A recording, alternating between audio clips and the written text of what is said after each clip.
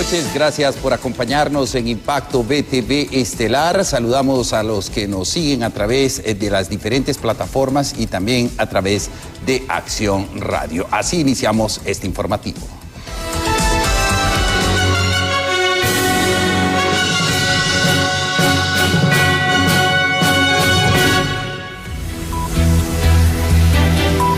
Iniciamos informándole que la crisis en el Consejo Nacional Electoral sigue escalando y ahora es que la oposición es que alza la voz porque hay un bloque conformado por dirigentes del Partido Liberal, el Partido Nacional Democracia Cristiana y el Movimiento Unidos por la Democracia llegaron hasta el Ministerio Público para presentar una serie de denuncias explosivas contra el consejero Marlon Ochoa, sus suplentes y los colectivos de Libertad y Refundación. Gabriela Plata nos ha preparado el siguiente reporte.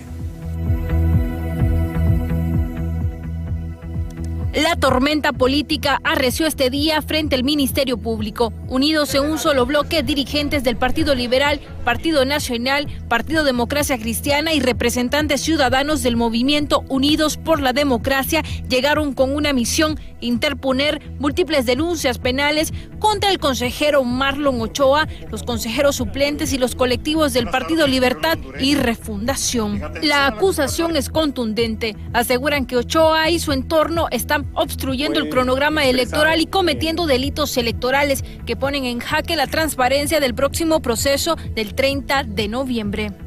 En contra de las acciones generadas por los suplentes y también por el magistrado Marlon Ochoa del Consejo Nacional Electoral. Presenta denuncia por el delito continuado de abuso de autoridad, delitos de traición a la patria, delitos electorales varios. Se presentan documentos como medio de prueba, se solicita la investigación, se realizan las diligencias pertinentes y los requerimientos fiscales correspondientes, porque hay delitos que se siguen cometiendo en flagrancia hasta este día. Además, que los colectivos han cometido delito, puesto que también han entorpecido estas situaciones y no podemos seguir permitiéndolo. Este es el momento en el que tomamos la decisión de decir basta. Las pugnas internas y externas en el Consejo Nacional Electoral son cada vez más evidentes. La falta de consensos para implementar la doble verificación han tensado aún más el ambiente electoral. Quien obstaculiza el proceso electoral, quien sea, tiene que ser procesado penalmente. Yo creo que los hondureños ya estamos cansados de tanto show mediático de parte de este gobierno de fasto, que lo único que queremos los hondureños es ir a un proceso el 30 de noviembre, que se respete la voluntad popular. Para un sector de la oposición, Honduras en estos momentos vive en incertidumbre y advierten que no se van a quedar con los brazos cruzados, ya que es momento de actuar antes de que sea demasiado tarde. Hemos tenido a bien reunirnos este grupo de ciudadanos sin color político, más pensando en que la patria es primero, que Honduras es primero y que tenemos que luchar por la democracia que hasta hoy hemos tenido, que no la podemos desconocer. Por ello hemos querido y hemos tenido a bien presentar esta denuncia. Y no importa si es alguien que sea de Libertad de Refundación o de otro partido político, pero se debe de aplicar la ley. No vamos a permitir que nos roben el futuro. Estas denuncias son solo el principio para rescatar la democracia. Con estas acciones, ya que son varios los frentes que señalan la crisis en el CNE. Y la pregunta que pesa como un eco en cada rincón del país es: ¿responderá el fiscal general ante esas denuncias cruzadas o el destino electoral seguirá atrapado en las sombras de la incertidumbre? Con imágenes de Luis Sosa les informó Gabriela Plata. Y según miembros de la dirigencia liberal, es necesario que los concejales suplentes reflexionen sobre sus posturas en la abstención de participar en pleno para discutir avances en el tema electoral, ya que esto podría incurrir en delitos de 4 y 6 años. Ellos deben entender que hay un principio de legalidad establecido en la Constitución de la República, está el artículo 321, 322 y 323. Hay responsabilidades que son de carácter administrativo, económico y hasta penal. Yo les aconsejaría que lean bien la ley, porque estos delitos, muchos de ellos, una vez tipificados, tienen penas de mayores a 4 a 6 años. Y en otro tema, el presidente de la Junta Interventora de los Centros Penales del país y actual general de las Fuerzas Armadas, Ramiro Muñoz, reaccionó tras ser destituido de su cargo por la presidenta Xiomara Castro y calificó dicha decisión como una orden que se debe de respetar y a la vez aseguró que su relevo es un oficial con todas las capacidades para seguir con el mismo trabajo en las cárceles del país. Quien a usted lo pone, a usted lo quita cuando considera conveniente. Y los cargos públicos, simple y sencillamente, son cargos públicos, no son de uno. Aquí el hecho es que quien venga mantenga las organizaciones criminales como deban estar. Quien esté es irrelevante. ¿Y usted cree que me va a morir en este cargo? Por un año me habían nombrado. Más bien llevo 2 y no sé si ya me pasé el otro. Mi general Mejía Medina es uno de los oficiales que a nosotros nos formó, por consiguiente, tiene que ser mejor que su servidor. Yo siempre he dicho, para venir aquí usted necesita 3 cosas: valentía, decencia y voluntad de trabajo. Y él tiene las 3 condiciones, las 3 cualidades. Y la reciente destitución del general Ramiro Muñoz de su cargo al frente de los centros penales ha generado polémica y reacciones encontradas. Algunos sectores coinciden en que esta medida no responde a criterios técnicos ni de seguridad, sino que estaría motivada por intereses políticos dentro del actual gobierno. Presumimos que ahí detrás de la separación de él está la daga del señor Roosevelt Hernández, quien se lleva muy bien con Libertad y Refundación y la Presidenta de la República, y que pasan como a desconocer el trabajo positivo que dice la gente. Nosotros señalábamos el buen trabajo y señalábamos también las violaciones a los derechos humanos que se estaban dando en el sistema. Y cambiamos de tema, ya que organizaciones campesinas aseguran que la policía ha instalado descatamentos en propiedades privadas de terratenientes con el objetivo de intimidar y desalojar familias campesinas históricamente asentadas en la zona norte del país. Nosotros ya estamos cansados de tanto estos atropellos que los están atropellando. Crece la tensión en comunidades del Valle de Sula, especialmente en La Protección y Tibombo, donde líderes campesinos denuncian desplazamientos forzados y allanamientos ilegales. Aseguran que los operativos policiales responden a intereses de un terrateniente que busca despojar de tierras a más de 7,000 personas. Que vayan a cuidar allá a otros lados, aquí, a proteger solo a una persona, no es justo que vengan aquí. Sí, él a adueñarse de las propiedades de nosotros, Alberto López. El representante legal de estas comunidades asegura que esta situación se repite con frecuencia en zonas donde campesinos resisten desalojos promovidos por supuestos terratenientes y que la Policía Nacional ha instalado un destacamento en una finca privada vinculada con uno de estos casos. La respuesta que estamos obteniendo es que hoy llegaron 80 patrullas y se van a instalar en la casa del agresor, en la casa del terrateniente que pretende desalojar a estos campesinos. Ahí está el campamento de policías en la casa de la familia López, donde hace 1 mes y medio encontraron hasta lanzagranadas. Creo que el ministro Gustavo Sánchez no sabe lo que ahí está ocurriendo. La Policía Nacional niega las acusaciones y afirma que los operativos buscan prevenir delitos. Asegura que el inmueble usado como destacamento fue cedido legalmente. La vivienda en la que se considera poder establecer una subestación policial es una vivienda, un inmueble que ya fue cedido por el ente estatal correspondiente. Y entendería yo que aquella persona que le podría molestar el tener una estación policial cerca sería aquella persona que pudiese estar vinculada con alguna estructura criminal o de alguna manera estaría participando en actividades al margen de la ley. Mientras la policía insiste en que actúa dentro del marco de la ley, los pobladores reclaman que la criminalización y los abusos policiales solo favorecen a quien históricamente han oprimido a las comunidades campesinas. En cámaras de Carlos Montes, para Impacto BTV les informó Cristina Escobar. Y retomamos nuevamente el tema de lo que está ocurriendo en el Consejo Nacional Electoral, y es que justamente en el interno de este órgano, sectores cuestionan que el Ministerio Público y el Tribunal de Justicia Electoral no hayan tomado acciones. Aníbal Calix manifiesta que la impunidad en estos casos genera y agrava más los problemas de país. Ciudadanos debemos de entender que la corrupción es el síntoma, la enfermedad es la impunidad.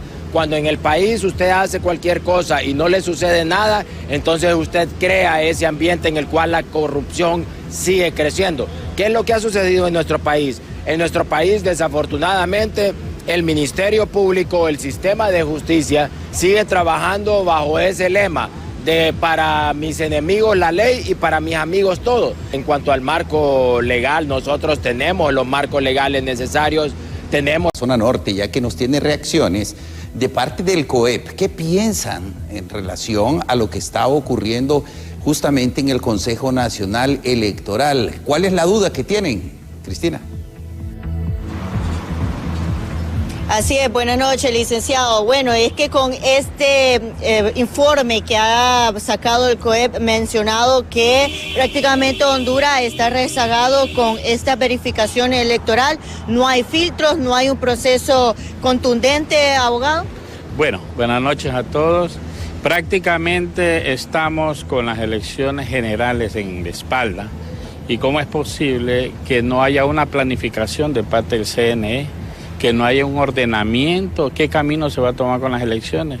Y con este informe, que está casi, podríamos decir, apegado a la verdad con el que acaban de pasar, estamos todavía más preocupados debido a que estamos en una total indefensión como hondureños y sabemos lo importante que son las elecciones para nuestro país. Es que ha mencionado que prácticamente Honduras se ha quedado atrás, ya otros países de América Latina han implementado sobre todo esta verificación humana y es ese conflicto que tienen entre aplicar el TREP o no aplicarlo. Bueno, es que seguimos hablando, estamos en el año 2025, deberíamos ya de estar encaminados con una mejor planificación, ya que hay tantos conocimientos y tantas herramientas digitales ahora en las que nos podemos mover y en que podríamos facilitar un poco el conteo de las elecciones, y lo que están haciendo es enredándolo más con la división que hay entre en el CNE. Es lastimoso porque eso lo único que está haciendo es enredando y atrasando más el proceso. ¿Y entonces qué esperar para estas elecciones? Bueno, no hay mucho que esperar, ¿verdad? Solo miremos las elecciones internas, lo que pasó. Estas elecciones generales van a ser mucho peor todavía. Tal vez con cosas, y ahora que están hasta los colectivos revueltos y tomando algunas instituciones, es bastante preocupante porque prácticamente estamos en un caos o en un desorden, que es lo que pretenden hacer en este país, ¿verdad? Llevarlo a una guerra. Hasta podríamos irnos a los extremos, ¿verdad? Una guerra interna en nuestro país, pues entre la gente honesta, honrada, que queremos un ordenamiento jurídico que realmente nos acuerpe de alguna manera. Hay tantas necesidades, tanta hambre, tanta necesidad, los hospitales están sin medicina. Y también es un desorden el CNE en este aspecto, es lastimoso. No podemos esperar mucho. Pueblo hondureño, preparémonos porque no podemos esperar mucho. Si así están las autoridades, ¿cómo va a estar el pueblo?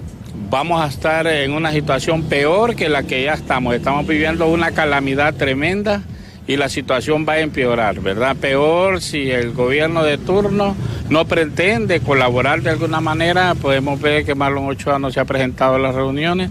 Creo que esa es una irresponsabilidad de parte del gobierno de turno porque no están colaborando de alguna manera. ¿Cuál es el miedo de que los conteos se hagan de manera humana, como lo dicen ellos, o se haga con el TREP? O sea, ¿cuál es el problema? Lo que queremos es seguridad jurídica, como cada uno de los hondureños de nuestro país. Muy bien, declaraciones del abogado Gerardo Carrillo ante las reacciones con este informe que ha publicado el COEP. Ha mencionado que prácticamente Honduras está rezagado con estas verificaciones electorales. Con este informe, licenciado, si no hay pregunta, volvemos a estudios.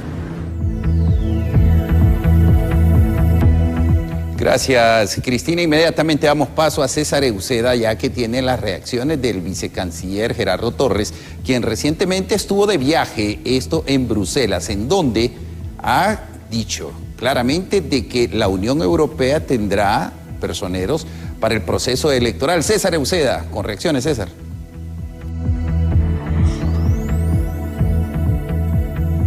Bien, muchas gracias, compañeros. En Estudio Principal, así es, y es que hace algunos instantes se ha publicado por parte del vicecanciller Gerardo Torres esta visita que realiza el gobierno hacia Bruselas en Bélgica para dialogar sobre diferentes aspectos con temas prioritarios para la región centroamericana. Pero escuchemos a continuación al vicecanciller Gerardo Torres. Estamos combinando una gira muy productiva en Bruselas, Bélgica. Realizamos lo que fue la instalación del primer Consejo de Asociación entre Centroamérica y la Unión Europea. También tuvimos una reunión con el Servicio de Asuntos Exteriores de la Unión Europea, en el que se nos ha confirmado la voluntad de Europa de tener una misión de observación electoral este 30 de noviembre. Llevamos con nosotros a Tegucigalpa el acuerdo administrativo y también tuvimos una reunión con el presidente de la Asamblea para América Latina del Parlamento Europeo, el eurodiputado Matos, en el que también hablamos del tema de cooperación y la relación en conjunto entre Honduras y la Unión Europea. Así que hemos fortalecido tanto la agenda regional como la agenda hondureña y buscamos fortalecer aún más nuestras relaciones con la Unión Europea. También el vicecanciller Gerardo Torres ha ampliado que para el mes de noviembre vendría una misión por parte del gobierno de la Unión Europea para verificar, para supervisar el proceso electoral general o de las elecciones generales. Importante desarrollo, lo que se viene también en materia económica. Ha mencionado que se han reunido para verificar procesos de intercambios comerciales. Nosotros continuamos con ustedes en el estudio principal. Muy buenas noches. Gracias, César. Buenas noches. Y los indicadores de hambre en la región latinoamericana han mejorado específicamente en Sudamérica, mientras que en la región central no hay avances significativos, pero algunos países del Caribe son los que más problemas presentan en la seguridad alimentaria, según la Organización de las Naciones Unidas para la Alimentación y la Agricultura. En los últimos 3 años, América Latina y el Caribe han logrado avances palpables en la lucha contra el hambre. Sudamérica lidera esta recuperación, aunque el costo de una dieta saludable sigue siendo elevado. Muchos países han roto barreras históricas para garantizar la alimentación de sus ciudadanos, pero el panorama en Centroamérica es desolador. Según la FAO, la región está estancada y sin señales de mejora significativa. Honduras en particular enfrenta un escenario alarmante. El precio del maíz, alimento básico en la dieta nacional, ha incrementado por la escasa producción. Ha habido mejoras sustanciales en Sudamérica en especial. El indicador de hambre ha mejorado y este año esperamos que siga mejorando. Todavía tenemos un problema bastante fuerte en lo que es acceso a dietas saludables. Tenemos países muy complejos en el Caribe, como el caso de Haití, que está enfrentando problemas muy serios por razones también de conflictos que son distintas a razones de producción necesariamente.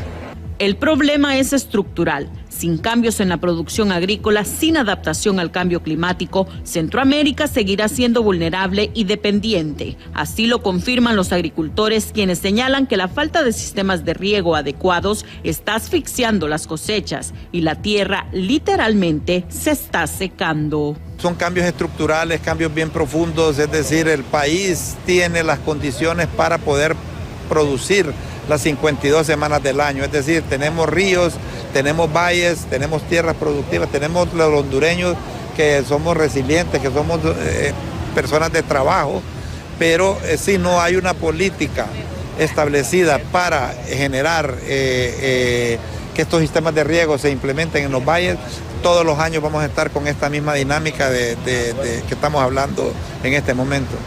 La FAO advierte que la seguridad alimentaria solo será posible si la región apuesta por semillas resistentes al clima extremo y adopta técnicas agrícolas modernas que respondan a cada realidad local. Centroamérica y especialmente Honduras están en una carrera contra el tiempo, porque mientras el hambre retrocede en el sur, aquí sigue avanzando. Con imágenes de Rigoberto Escobar les informó Cintia López. Y en San Pedro Sula se desarrolla el 11º Foro de Alimentación Escolar de América Latina y el Caribe. En la inauguración del evento, que reúne a decenas de países, la presidenta Xiomara Castro destacó que en su gobierno estos proyectos no son parte asistencialismo, sino una política de Estado.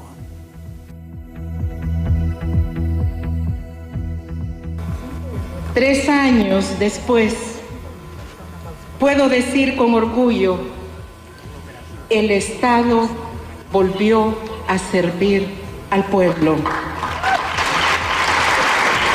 Palabras de la presidenta. Mi gobierno ha realizado la mayor inversión en alimentación escolar en toda la historia de la Republicana de Honduras. En el 2022, iniciamos con los 272 millones de lempiras y más de 7.700 toneladas métricas de alimento. En el 2023, aumentamos la inversión a 902 millones de lempiras, duplicando la cobertura con más de 20.000 toneladas métricas. En el 2024 y 2025 superamos el umbral histórico de 1.000 millones de lempiras invertidos y entregamos más de 25.000 toneladas métricas de alimento a las escuelas públicas. Una cifra sin precedentes. Eso representa más de 1.2 millones de niños y niñas alimentados cada día en miles de escuelas en todo el país. Lo hicimos en medio de crisis económica, climática y fiscales, pero con voluntad política.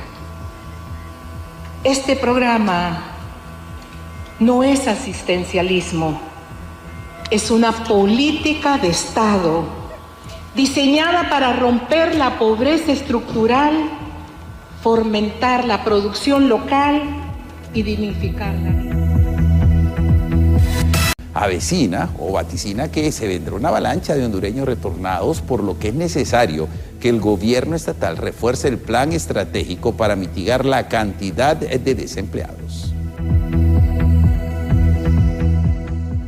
Sector que está siendo seriamente reprimido, que son nuestros migrantes, que no descartamos que se va a dar una avalancha de compatriotas hondureños retornados por la política nefasta que tiene Donald Trump y que nosotros ya estamos preparados. Precisamente la presidenta a inicios de año conformó una mesa que está integrada por varias instituciones. Dentro de estas instituciones tenemos a CEFIN, a Banprovi, tenemos a Semprende y estamos nosotros, entre otras instituciones, nosotros dando pues la formación técnica profesional que se necesita y se requiere para realmente contrarrestar estos altos niveles de desempleo. Lanzado el Plan Dignidad, que es una iniciativa de María Elvira Salazar y de 20 congresistas de aquí de los Estados Unidos para darle dignidad a las personas migrantes.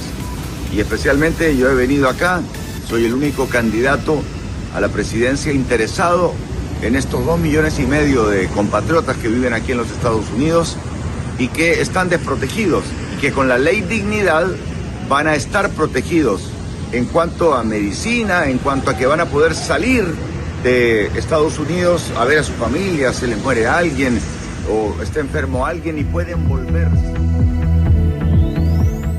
Y César Castillo, director del Observatorio de Migración de la Universidad Nacional Autónoma de Honduras, hizo énfasis en que en el alza del costo de las visas de turistas son un efecto de la crisis migratoria actual en los Estados Unidos contra los latinos.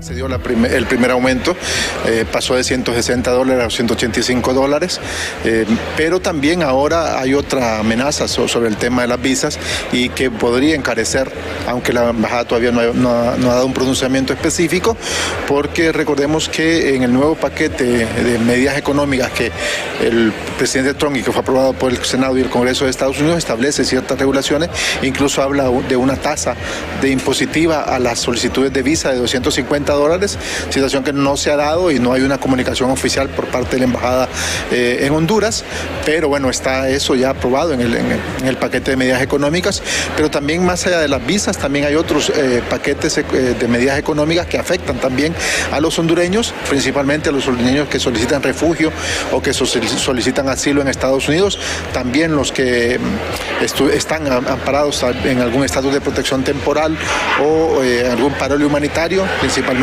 venezolanos. En el caso de hondureños ya no, ya se canceló el estatus de TPS, pero también hay ciertos aumentos en esa regulación, pero también hay aumentos en las solicitudes de permiso de trabajo.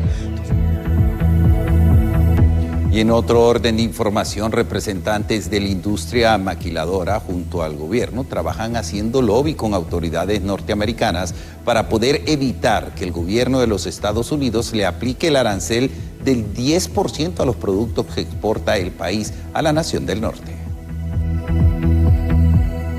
Aún está latente la aplicación del arancel del 10% a los productos catrachos que se exportan a los Estados Unidos. Ante este problema, los representantes de las maquilas aseguran que están sosteniendo reuniones con autoridades norteamericanas para poder evitar que Honduras sea castigado con ese impuesto. De parte de la industria existe el convencimiento de que este es un tema crucial, tema comercial. Es crucial para el país, para la industria, para los empleos. En ese sentido, se ha trabajado en conjunto con el gobierno para tratar de bloquear todo ese tipo de obstáculos al comercio. Pero habrá que esperar, ¿verdad? Y ser muy hábiles, ser muy inteligentes y ser muy cautelosos también en la política exterior y la política comercial. Las autoridades de gobierno aseguran que de aplicarse el arancel del 10% a los productos hondureños, el afectado también será el consumidor norteamericano, ya que tendrá que comprar los productos más caros. Y cuando nos establecen un 10% de arancel a la parte agrícola, entonces que esté en stand-by en este momento, también lo está incrementando prácticamente al consumidor norteamericano. Pero a la vez estábamos antes preocupados porque nos acaba de competencia con México, que tienen un tratado con Canadá, que es el NAFTA, y también para las partes de automotrices. Ahora ha anunciado que tiene un arancel más alto México en otros productos y todo. Entonces, esta es una cuestión de incertidumbre. El 52% de las exportaciones hondureñas van hacia los Estados Unidos y de aplicárseles un impuesto del 10%, dejará un impacto muy negativo en la economía nacional. Los economistas le recomiendan al gobierno buscar un trato preferencial para Honduras con las autoridades norteamericanas. El llamado que nosotros hacemos es a que tengamos una estrategia. Primero, una estrategia de acercamiento hacia Estados Unidos, buscar un trato preferencial hacia nuestros productos. Segundo, es identificar nuevos mercados alternativos a los que vamos a poder enviar nuestros productos, pero también es importante lo siguiente. Es importante atender los problemas estructurales que enfrenta el sector productivo del país para poder ser más competitivo, disminuir costos. El secretario de Desarrollo Económico le hace un llamado al presidente Donald Trump para que no vea a Honduras como un enemigo comercial, ya que los productos catrachos no se pueden producir en los Estados Unidos. En cámara, Jesús Sánchez les informó Luis Durón.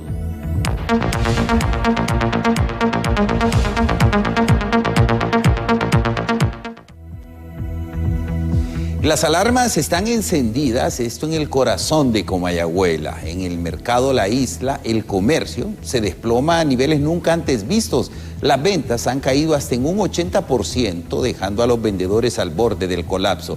Y en medio de la crisis, los pasillos vacíos son el reflejo de una economía que no levanta cabeza. El mercado La Isla, uno de los más emblemáticos de Comayagüela, hoy es un espacio desolado.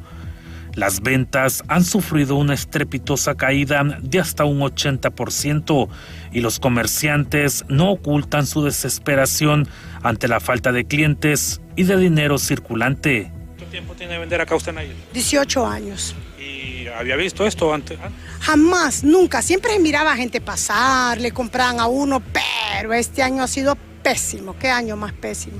Y ahora bien, ¿cómo le hacen ustedes como comerciantes? Porque muchos obviamente trabajan con crédito. Sí, la mayoría trabajamos con bancos, con crédito, y ahora los bancos hasta le han subido más los intereses, que aquí solo Dios con uno. La crisis no solo tiene rostro en las ventas, sino también en los pasillos vacíos y locales que han tenido que cerrar. Para muchos vendedores, el deterioro económico se agudiza por la inestabilidad política que mantiene el país en vilo. Hace 3 años se volvió así, porque cuando estaba el otro presidente podían criticarlo de todo, pero sí se movía, había circulante. Ahora no existe nada de eso. Prácticamente está opacado todo. Todo se vino abajo. Todo, porque estos son como el rastrillo, solo para adentro, nada para afuera. La falta de empleo es otro de los factores que debilita el bolsillo de los hondureños.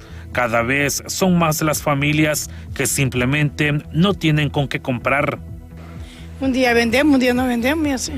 Y miramos que aquí pues, es un mercado que tiene de todo. Sí, pero aquí no se vende, la gente no entra. La gente ni viene, miren, puestos cerrados. El clamor, los consumidores, es que llegan a los mercados con la intención de comprar, pero el dinero no alcanza, todo está caro y no hay trabajo. La economía está alta. Está golpeada. Está golpeada, sí. Y ese golpe a nosotros los pobres es donde los da dura. Los ricos no, los ricos tienen cómo sobresalir, pero... Complicada la situación del país. Pero la situación del país estamos bien mal. La economía en el mercado La Isla se tambalea y con ella la esperanza de cientos de familias que dependen del comercio diario. Una fotografía dolorosa de la crisis que ahoga a miles de la capital.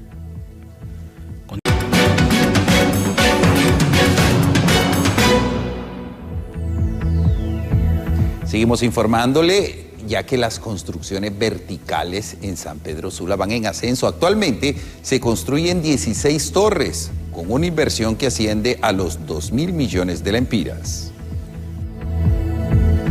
Actualmente se están construyendo 16 torres verticales en la ciudad de San Pedro Sula, y esto con una inversión alrededor de los 2.000 millones de lempiras. Eso es lo que se está ejecutando ahorita. Se tiene una proyección de que de aquí al 2028 pues ya andemos por alrededor de unas 50 torres que se van a estar construyendo. La mayoría son capital privado, son inversionistas nacionales que creen siempre. Bueno, ustedes saben que hace unos años se dio el auge de las torres verticales en Tegucigalpa, y ahora todo ese auge pues se ha trasladado a San Pedro Sula, lo cual es bien, ¿no? Es bien recibido, ya que va a modernizar mucho nuestra ciudad y le va a dar otro toque, sinceramente que le va a dar otro toque en tema de visibilidad y todo lo que se viene, ¿no? Y líderes del sector empresarial del país mencionan que la presente administración debe dejar avances significativos para el nuevo gobierno, sobre todo en generación de empleo y desarrollo de país, posición que para economistas es difícil de cumplir ante una obligación multimillonaria por el pago de la deuda externa, pero han tenido grandes avances para el nuevo gobierno. El sector empresarial del país espera que al cierre de la presente administración se pueda avanzar en temas como la generación de empleo, mejora de la gestión de recursos y un avance profundo en la interacción de los sectores productivos del país y el gobierno. Honduras es un país rico de muchas oportunidades. Hoy en día tenemos que mejorar nuestra competitividad en los diferentes sectores económicos del país para salir a exportar a la región centroamericana o llevar productos a otras regiones como Estados Unidos y Canadá.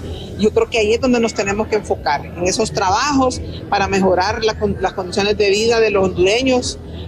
No queremos seguir exportando personas, queremos exportar bienes y servicios y que las familias pues vivan mejor, cada día mejor en el país. El director ejecutivo del Consejo Hondureño de la Empresa Privada menciona que es necesario definir un rumbo de acción para mejorar las capacidades del país ante los cambios económicos que atraviesa el mundo y la sociedad hondureña. No, nosotros creemos que mientras no se fijen reglas claras para la generación de empleo, la economía no puede prosperar. Si la gente no tiene dinero en su bolsillo, no se revitaliza la economía. El gobierno puede llenarse de deudas internacionales con préstamos, pero eso no le está ayudando a la población. Eso no le va a ayudar a la población en el futuro. Nosotros creemos que no pusieron las bases. Deben de poner bases claras, concretas, para que venga la inversión nacional, no solamente al internacional. Cada emprendedor que pone un negocio es para sentar las bases de esa economía. El economista Melchor Rodríguez considera que no se ha cumplido con todas las demandas de la población, pero difícilmente se podrá sortear la multimillonaria deuda a la que se ha tenido que enfrentar esta administración y que deberá seguirse pagando en los próximos años. Parte de ello es la parte de ejecución fiscal. Ellos han sido bastante, podríamos decir, comedidos y han tratado de estabilizar y sanear las finanzas nacionales, y considero que sí lo han logrado de manera muy aceptable. Que el próximo gobierno no va a venir a encontrar el gran descalabro financiero que nos dejaron, ¿verdad?, heredado. Entonces, eso ya sería un avance para cualquier gobierno que venga en el siguiente periodo. Lo otro también es con el pago de la deuda. El pago de la deuda se ha seguido honrando y es algo que también han venido y han cuidado durante todo este proceso, que muchos gobiernos anteriormente lo que hacían es dejar de pagar y fueron acumulando, y al final sí hay que pagarla. Y al final de acumular, entonces eso viene trayendo más consecuencias hacia lo que es también la solución o la prestación de nuevos créditos. Estos expertos en materia de finanzas consideran que lo imprescindible es el diálogo para sortear las complicaciones económicas que pueda enfrentar el país en lo sucesivo, sobre todo en materia de crisis mundial. Con cámaras de Walter Pérez, les informa César Euseda.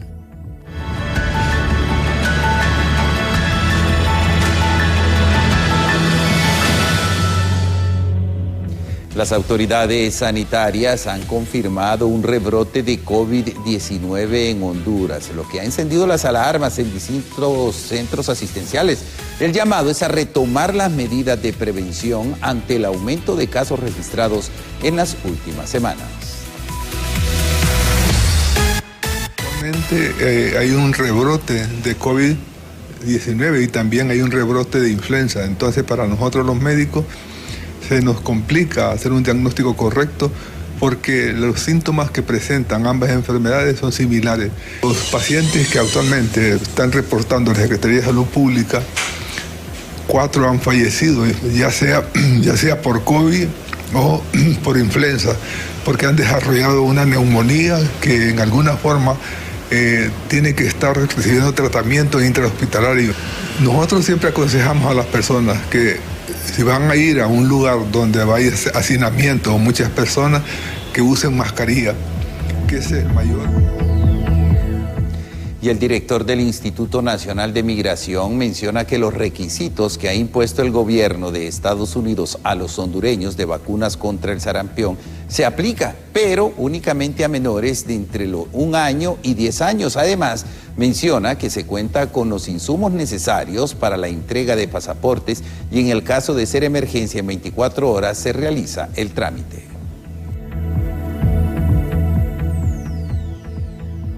Importante que el pueblo hondureño sepa, este requisito contra el sarampión solamente se está aplicando por los momentos en los aeropuertos para personas que viajen a países que tengan brotes, por ejemplo Estados Unidos, por ejemplo Canadá, por ejemplo México y algunos países de Europa, pero sobre todo del Oriente Medio. En este sentido, si viajan con un menor de edades de 1 a 10 años, lo importante es que el padre lleve el carnet de vacunación, ya sea en digital o en físico, y en caso de que no lo tenga, pues hemos hecho las coordinaciones con la CESAL para que ahí hayan vacunas y que las personas puedan vacunarse y no tener ningún problema a la hora de viajar. Ese requisito solamente es para hondureños, no para extranjeros y en ese rango de edades. Es muy importante afirmar que es un requisito temporal, mientras Salud tiene la capacidad de haber vacunado a toda la totalidad de niños en ese rango de edades, y ahí eliminaríamos el requisito en unos subsiguientes meses. Hoy yo le puedo decir con tranquilidad a la población hondureña: tenemos pasaporte para ustedes de un día para otro, las citas hoy la paga y al día siguiente tiene la cita, y eso es muy importante que la gente lo conozca, lo aprecie y lo valore y lo utilice. Tenemos 10 oficinas de pasaporte a nivel nacional y en 3 de estas se imprime el pasaporte al mismo día. Así llegamos al final de esta emisión informativa, invitándoles para que mañana muy temprano inicie acompañándonos a través de BTV y todas sus plataformas con nuestra emisión matutina. Seguidamente de Hola Honduras, Diálogo de Impacto, siempre temas de país importantes para el análisis de lo que está ocurriendo. La mejor manera y el mejor lugar es en Diálogo de Impacto a través de la señal de BTV y, por supuesto, de Acción Radio. A ustedes, muchas gracias por habernos acompañado. Que tengan una reparadora noche. Hasta mañana.